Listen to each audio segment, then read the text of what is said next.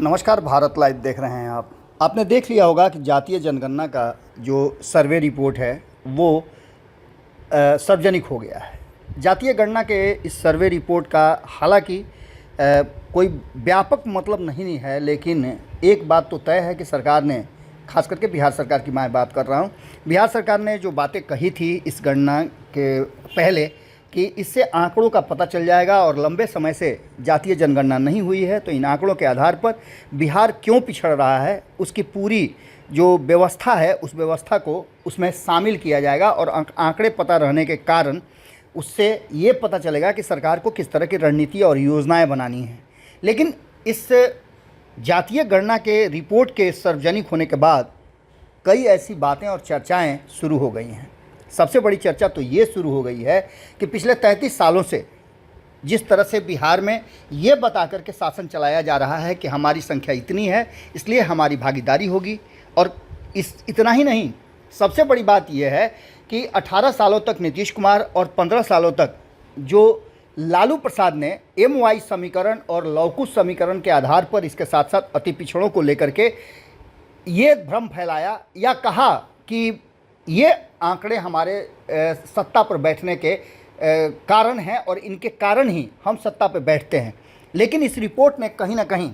एक बात साबित कर दी कि ये रिपोर्ट जब आया है तो इस बात को लेकर के भले ही लालू प्रसाद और तेजस्वी यादव खुश हो लें, लालू प्रसाद 2015 का अपना ट्वीट रिट्वीट कर लें, लेकिन वास्तविकता यह है कि इन आंकड़ों ने समाज के भीतर, खास करके जो अति पिछड़ा समाज हैं, जो अनुसूचित जाति अनुसूचित जनजाति समाज है या सामान्य वर्ग के लोग हैं, उनके भीतर एक आशा की किरण जगा दी है कि जब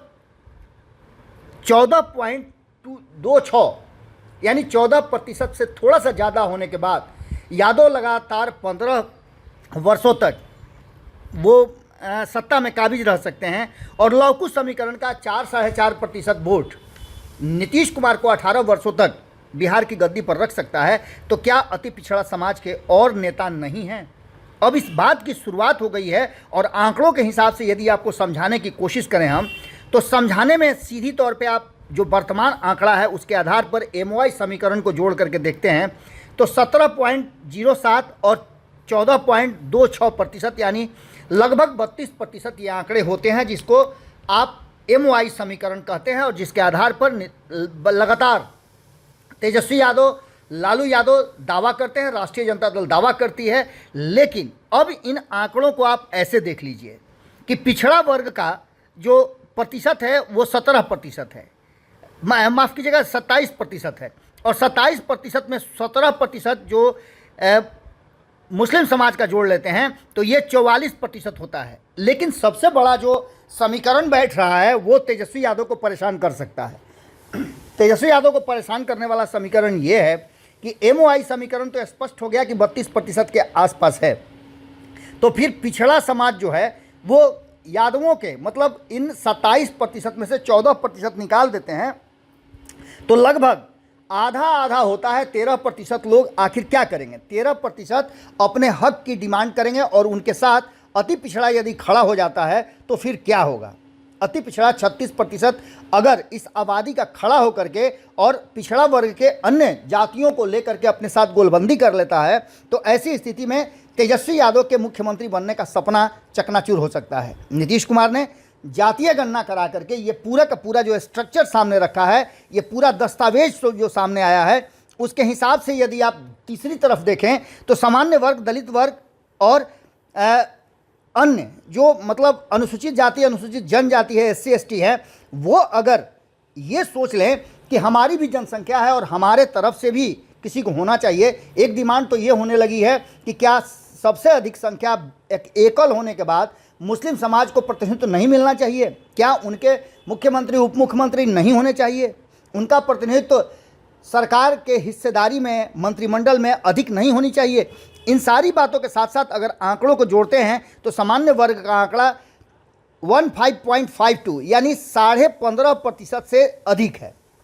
तो ऐसी स्थिति में ये 15.5% और अनुसूचित जाति यानी कि SC और ST अनुसूचित जनजाति जो 1.06% है, ये दोनों मिलाकर के लगभग 21% के आसपास होते हैं और 15.5% यदि आप सवर्णों का जोड़ दें, जिसको कहा जा रहा था दलित, सवर्ण और पिछड़ा, इसको लेकर के एक नेक्सस बनाने की कोशिश की जा रही थी। जैसे आप समझिए कि सामान्य वर्ग 15.5%, लगभग 20% के आसपास दलित वर्ग हैं और 1% से ज़्यादा अनुसूचित जाति हैं। तो ऐसी स्थिति में आप ये समझ सकते हैं कि 15.5, 19.65 और 1.06 ये सब मिलाकर के 36.23% होते हैं। और इसमें अगर 36% अति पिछड़ा मिल जाते हैं तो समीकरण पूरा का पूरा बदल जाएगा। ये लगभग 72% से ऊपर हो जाते हैं और इनमें से अगर आप घटा भी देते हैं तो भी ये समीकरण आपको साफ साफ नज़र आता है, क्योंकि सामान्य वर्ग को ये पता है कि अब उनकी सत्ता में वापसी मुश्किल हो रही है। तो वहीं आपको बता दें कि दलित समाज को भी ऐसा लगता है कि उनकी भी वापसी इन अति पिछड़ा और पिछड़ा के नेक्सस में नहीं होगी। तो वहीं शेड्यूल्ड ट्राइब जो हैं उनके लिए भी ये रास्ता बंद होता नज़र आ रहा है। लेकिन इन सारी बातों को अगर आप आंकड़ों के हिसाब से देखें और जो गोलबंदी शुरू हो गई है, जिस तरह की चर्चाएं शुरू हो गई है, यदि आप चौक चौराहे पर जाएं तो अब ये चर्चा शुरू हो गई है कि क्या यादवों को छोड़ करके बाकी के लोग, नीतीश कुमार के लौकुश को छोड़ करके बाकी के लोग, हालांकि लौकुश में भी बहुत झमेला है, कुशवाहा समाज का कहना है कि हमारे आंकड़े को तोड़ मरोड़ करके और सही आंकड़े नहीं पेश किए गए हैं। लेकिन इन सारी बातों को लेकर के जो नीतीश कुमार ने ये आंकड़ा प्रस्तुत किया है या उनकी सरकार ने जो किया है, उस आंकड़े में साफ नज़र आता है कि अगर सामान्य वर्ग, एससी और एसटी एक साथ मिल जाएं तो पूरा का पूरा मामला पलटता हुआ दिखाई दे रहा है। तो वहीं अति पिछड़ा समाज का अगर एक बड़ा वर्ग इन्हें सपोर्ट कर देता है, इसके साथ आ जाता है, तो ये मान के चलिए कि बिहार में फिर लंबे समय तक शासन जो है अति पिछड़ा, सामान्य वर्ग, एससी और एसटी का होगा, जिसमें 27% पिछड़ा वर्ग कहीं ना कहीं बहुत पीछे छूट जाएगा। और अगर अल्पसंख्यक समाज, मुस्लिम समाज भी इस पर अपनी सहभागिता देता है, अगर वो एमओआई के साथ ही जुड़ा रहता है, तो उससे भी कोई फर्क नहीं पड़ता है क्योंकि एमओआई समीकरण का अगर वोट घटा भी देते हैं तो आप 17% घटाने के बाद भी ये लगभग 58% के आसपास होता है और 58% जीत की गारंटी होती है। ऐसी स्थिति में आप समझ सकते हैं कि बिहार में क्या होगा। इसके साथ साथ हिंदुओं की आबादी को लेकर के, मुस्लिम को आबादी को लेकर के, ईसाई, सिख, बौद्ध, जैन, अन्य जो अन्य लोग हैं, उन सभी लोगों को मिला करके अगर आंकड़ों की बात करें तो कहीं ना कहीं ये आंकड़ा खास करके लालू प्रसाद और तेजस्वी यादव को डराने वाला है। जिस तरह से वो एमओआई समीकरण का दम्भ भर रहे थे, दावा कर रहे थे, वो नेक्सस टूट सकता है। जुड़े रहिएगा भारत लाइव के साथ, खबरों का सिलसिला लगातार जारी है। अगर ये वीडियो पसंद आई और वह बिहार के राजनीति और बिहारियत से सरोकार रखेनी तो सब्सक्राइब बटन दबा के चैनल के सब्सक्राइब कर ली। ओजे एगो घंटी बा, ओकरा बटन दबा देला से कुल सटीक और मारक खबर रुआ मुफ्त में मिल जाई। अगर रुआ पत्रकारिता के हमनी के नया प्रयोग में सहयोग कर चाहतानी तो ज्वाइन बटन दबा दी।